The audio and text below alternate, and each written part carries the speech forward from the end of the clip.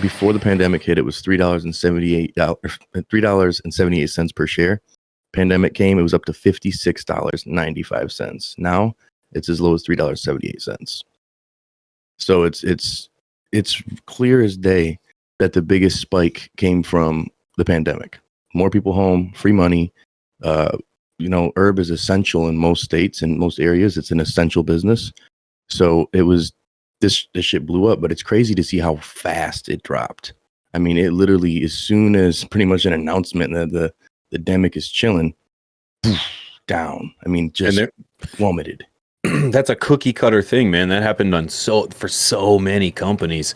And it's fair to note too, and I've said this before, that the green rush is very similar to the gold rush in that everybody rushed in to get a piece of this pie. And people didn't realize that you actually needed to know something about it to profit from it. And when people rushed to Alaska for gold, they didn't realize, A, you had to dig for it. It was really hard to dig frozen tundra. And B, it's freezing. It's really hard to live up there. So people died, they couldn't figure it out. So then there was a dwindling in numbers. Same thing for the green rush, man. Everybody and their dog tried to get in on this. It was the Canadian example is rife with people and investors that got in this that knew absolutely nothing about this product, the way that it grows, the climate that it requires, the stages of growth, when to harvest, or anything. And essentially you're seeing a dropping off. I covered this with the LED companies. Everybody and their dog has an LED company. And what do you know? Even good quality LED companies are falling to the wayside because they cannot move and adapt. Can't change. They're not overcoming the hurdles that are being presented.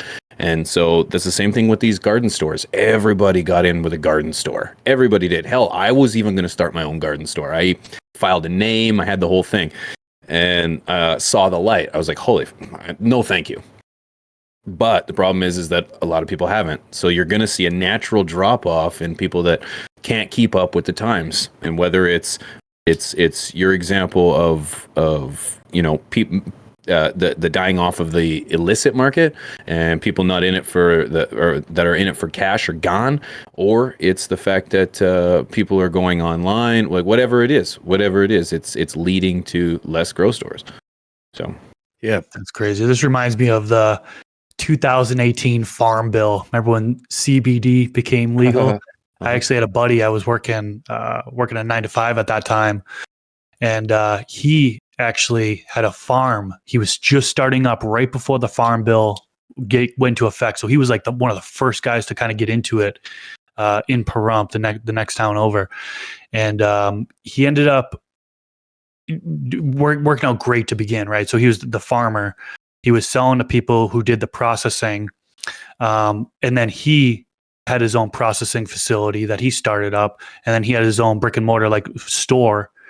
And that dropped off so quickly. I was shocked by it. He was in and out of there like a robbery.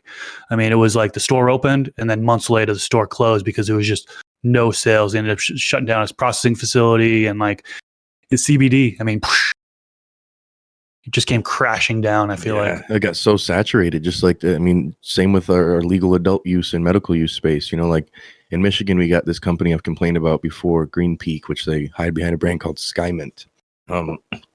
They owe some people in your country, P, $150 million. Somehow they've been operating and buying all these businesses up and buying the mom and pop dispensaries and all their competition. And then now it comes out that they owe millions and millions and millions of dollars. And because we're not federally legal, they can't go bankrupt. So they got to just bite the bullet, take care of it, and somehow pay that bill. And it just shows that a lot of these people came in and they messed the game up for the good people, the good growers, the community. Now we've got mass amounts of remediated outdoor mids that's put out there and just trash product. And it's super, super cheap. So then the quality growers who have stuff that's on point, they unfortunately can't get any traction because no one's going to pay this price. And everyone's just looking at a logical fallacy of THC and the cost for the Z. But at the same time, it's one of those situations where as things drop, it stabilizes and you're able to find more traction for some of these quality brands. But it's just is re-educating the market, and it's expensive and it's tough.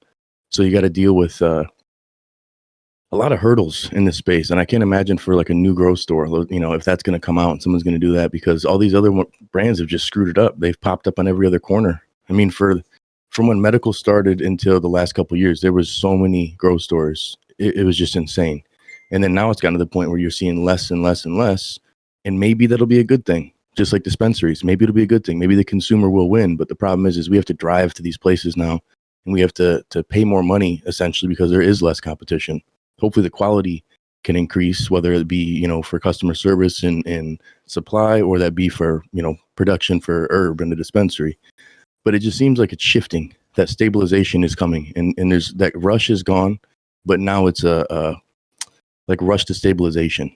Who can get to the point where we find the right traction, we find the right price point, we find the right process, and really get it down, This FTS clip was brought to you by AC Infinity, leaders in garden innovation. Use discount code TheStash15 at checkout to save some money on your order. From the Stash Podcast.